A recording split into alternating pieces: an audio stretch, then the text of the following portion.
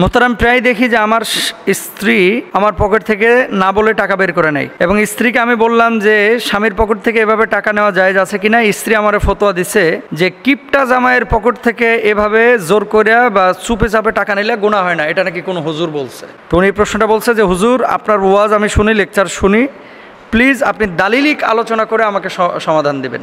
আচ্ছা, আপনি দালিলিক আলোচনা চেয়েছেন, সুতরাং কিছু দলিল তো দিতেই হয়। তার আগে কোরআনুল কারীম কি বলছে?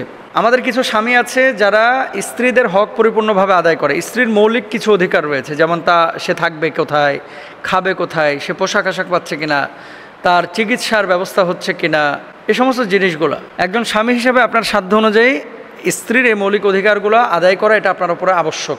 কে বলেছেন? সূরা বাকারা আল্লাহ সুবহানাহু ওয়া তাআলা বলছেন, ওয়ালাল মাউলুদি লাহু রিজকুহুন্না ওয়া কিসওয়াতুহুন্না বিল মারুফ ওয়া কিসওয়াতুহুন্না বিল মারুফ। আপনি যখন বিয়ে করছেন, আপনার বউয়ের ভরণ পোষণের দায়িত্ব তার বাপের উপরে না, কিন্তু এখন আপনার উপরে অভিভাবকত্ব ট্রান্সফার হয়ে যাবে। আপনি বিয়ে করেছেন, আপনার বিয়ের পরে ওই মেয়ের অভিভাবকত্ব এখন আপনার উপরে। তা সে খাবে কি, সে থাকবে কোথায়, সে কি পড়বে, তার চিকিৎসা, এগুলো সম্পূর্ণ দায়িত্ব আপনার। কিছু স্বামী আছে এই সমস্ত জিনিসগুলো ফলো করে, আর কিছু স্বামী আছে যারা বিয়ের লাগে অস্থির, কিন্তু স্ত্রী একটা হকও ঠিকমতো আদায় করে না। স্ত্রী যদি বলে সাবান আইনো, ও সাবান আনে না। স্ত্রী যদি বলে সাবান গুঁড়া আইনো, সেটাও আনে না। স্ত্রী যদি বলে আজকে আমার ভাত খাইতে ভালো লাগছে না, দুইটা রুটি নিয়ে আসো, এটাও নিয়ে আসে না। এমন চিপা কিছু কৃপণ আছে, এই কৃপণগুলো স্ত্রীর কোনো হক আদায় করে না, বরঞ্চ সবসময় চিন্তা করে যে বউয়ের বাপের বাড়ি থেকে কিছু আদায় করা যায় কিনা। আচ্ছা, আরেকটা বিষয় আপনাদেরকে বলি, মেয়েরা বিয়ের পরে অনেক সময় ওই পাতে কিন্তু রান আর পায় না। মানে শ্বশুর বাড়ি যাওয়ার পরে শাশুড়ি যদি তরকারি তুলে দেয়, রানটা কিন্তু হয় ছেলের লেগে রাখে অথবা পুরুষ কোনো মানুষের জন্য রাখে। বৌমার জন্য কিন্তু মুরগির রান অনেক সময় অনেক শাশুড়ি রাখেন না। এটা করবেন না। কোনো বৌমা যদি বুঝে যে আমার শাশুড়ি পার্সেন্টেজ করছে বা আমাকে মূল্যায়ন করছে না, এবং কোনো শাশুড়িও যদি বুঝে যে আমার বৌমা আমাকে যথাযথ মূল্যায়ন করতেছে না, সেখানে কিন্তু স্রোত অন্যদিকে বয়ে যাবে এবং বিশৃঙ্খলা তৈরি হবে। তো স্বামী যদি কিপটা হয় তাহলে কি করবেন? রাসূল আকরাম সাল্লাল্লাহু আলাইহি ওয়াসাল্লামের কাছে প্রশ্ন করা হয়েছিল। হাদিসটি আম্মাজান আয়েশা সিদ্দিকা রাদিয়াল্লাহু তাআলা আনহা থেকে বর্ণিত। তিনি কি বলছেন? আনা আয়েশা ক্বালাত দাখালাত হিন্দু বিনতু উতবা আনা আয়েশা রাদিয়াল্লাহু তাআলা আনহা ক্বালাত দাখালাত হিন্দুন বিনতু উতবা ইমরাতু আবি সুফিয়ান আলা রাসূলিল্লাহ সাল্লাল্লাহু আলাইহি ওয়াসাল্লাম ফাকালাত ইয়া রাসূলাল্লাহ ইন্না আবা সুফিয়ানা রাজুলুন শাহীহুন লা ইউতিনি মিনান নাফাকাতি মা ইয়াকফিনি ওয়া ইয়াকফি বানিয়া ইল্লা মা আখাযতু মিন মালিহি বিগাইরি ইলমিহি। স্পষ্ট হাদিস। তাহলে কি? আম্মাজান আয়েশা সিদ্দিকা রাদিয়াল্লাহু তাআলা আনহা থেকে বর্ণিত হাদিস, হিন্দা বিনতে উতবা রাসূল আকরাম সাল্লাল্লাহু আলাইহি ওয়াসাল্লামের নিকট উপস্থিত হয়ে বললেন, ইয়া রাসূলুল্লাহ, আবু সুফিয়ান একজন কৃপণ ব্যক্তি। মানে হিন্দার স্বামী ছিল কে? আবু সুফিয়ান। আমার স্বামী একজন কৃপণ ব্যক্তি, তিনি আমার এবং আমার সন্তানদের প্রয়োজনীয় খরচাদি প্রদান করেন না, তবে আমি তার অজ্ঞাতেই তার সম্পদ থেকে প্রয়োজনীয় খরচাদি গ্রহণ করে থাকি। এতে কি আমার কোনো গুনাহ হবে? কি বলছেন? ফাহাল আলাইয়া ফি যালিকা মিন জুনাহিন, এতে কি আমার কোনো গুনাহ হবে?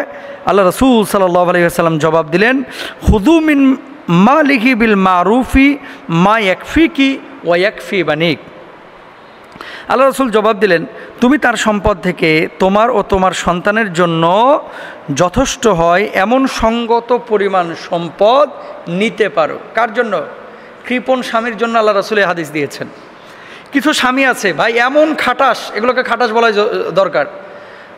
আমারে ওই রাজশাহীতে আমার প্রোগ্রাম ছিল, রাজশাহীতে প্রোগ্রাম ছিল, তো যে বাসায় আপ্যায়ন করেছে ওই বাসায় আড়াল থেকে, দেয়ালের আড়াল থেকে এক মহিলা প্রশ্ন করতেছে, হুজুর আমার আজকে ওয়াজে স্বামীর স্ত্রীর হক নিয়ে কিছু বললেন। আমি বললাম কেন, কি হয়েছে বোন? আড়াল থেকে, কিন্তু সে আমার সামনে আসে নাই।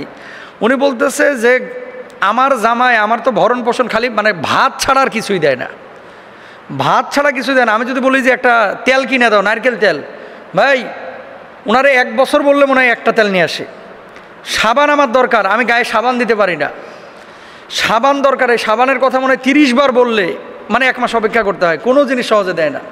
একটু কিছু কথা বলেন। তো এরকম অসংখ্য স্বামী আছে কিন্তু। আর কিছু স্বামী তো মাশাআল্লাহ বিয়ের লেগে অস্থির, কিন্তু বউয়ের পিছনে টাকা খরচ করতে আর মন চায় না, এরকম অসংখ্য মানুষ আছে।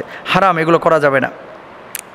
আয়েশা রাদিয়াল্লাহু তাআলা আনহা থেকে বর্ণিত, মুআবিয়া রাদিয়াল্লাহু তাআলা আনহুর মা হিন্দা রাসূল আকরাম সাল্লাল্লাহু আলাইহি ওয়াসাল্লামকে বলেন, আবু সুফিয়ান একজন কৃপণ ব্যক্তি, এমত অবস্থায় আমি যদি তার মাল থেকে গোপনে কিছু গ্রহণ করি তাতে কি আমার গুনাহ হবে? তিনি বললেন, তুমি তোমার সন্তানদের প্রয়োজন অনুসারে যথাযথভাবে গ্রহণ করতে পারো। এখানে একটা বিষয় শেখার আছে। আপনার স্বামী আপনার সমস্ত ভরণ পোষণ দিচ্ছে। কিছু কিছু মেয়ে আছে বিলাসী মেয়ে, যেমন বাড়িতে মুরগির গোশত রান্না করা হয়েছে, বাড়ির মুরগির গোশত ভালো লাগতেছে না, রেস্টুরেন্ট থেকে তার লেগে কাচ্চে নিয়ে আসতে হবে। এগুলো অপচয় আছে না? অনলাইনে অর্ডার করে দিয়েছে, তার ড্রেস আছে প্রায় 15টা, অনলাইনে অর্ডার করে দিয়ে জামাইয়ের ওপর টর্চার করতেছে যে টাকা দিতে হবে। দিবা না কেন? অর্ডার করেছে। বিলাসী যে পণ্যগুলো আছে, এখন আপনি বিলাসী পণ্য চাচ্ছেন যে আজকে আপনি রেস্টুরেন্টে খাওয়াইতে হবে, আজকে আপনাকে অমুক ব্র্যান্ডের খাবার এনে দিতে হবে, অমুক ব্র্যান্ডের আপনার এই পোশাক আশাক এনে দিতে হবে, আপনার মৌলিক অধিকার পূরণ করতেছে, তারপরেও আপনি এই বিলাসিতার জন্য স্বামীর পকেট মারবেন, হারাম। এটা আপনার জন্য জায়েজ নাই। সুতরাং আমাদের সবাইকে সবার জায়গা থেকে এই বিষয়গুলো খেয়াল করা উচিত। আল্লাহ তাআলা আমাদের তৌফিক দান করুন।